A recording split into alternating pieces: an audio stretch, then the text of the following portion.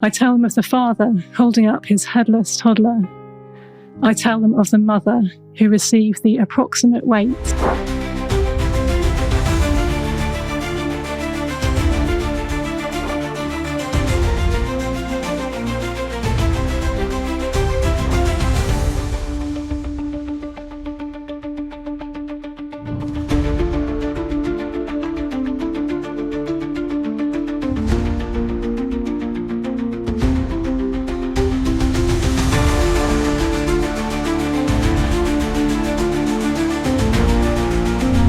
Prison Conversations, and it was about people constantly saying to her, "What are you doing in prison? You don't look like someone who should be in prison." She only turned 21 a few weeks ago, and this was what she said in response to that question in her mind. So, Prison Conversations.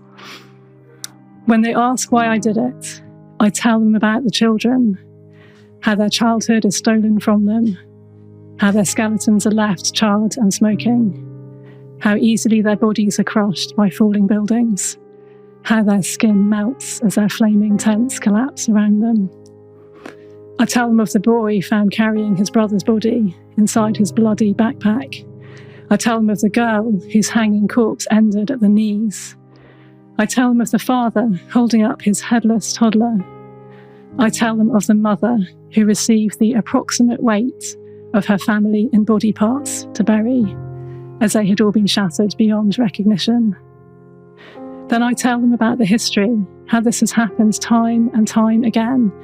I tell them about the Stern Gang, the Hilltop Youth, the wars of 45 and 67, Operation Cast Lead and Protective Edge. I explain how they called it mowing the lawn, cleaning the land of these human animals.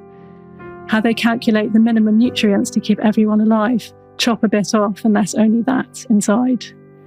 How since the war they've banned chlorine, morphine and children's toys, and much more that's needed for people to survive. Finally, I talk about how it was us that started it, with our Balfour Declaration and media suppression, and I say, I cannot stand for this. It can go on no longer.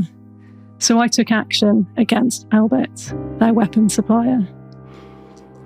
But I never forget to say that it was love, not hate, that called me. Watching their songs and dances for freedom, reading their hope-filled books, listening to their dreams of being doctors, teachers, journalists, and never giving up.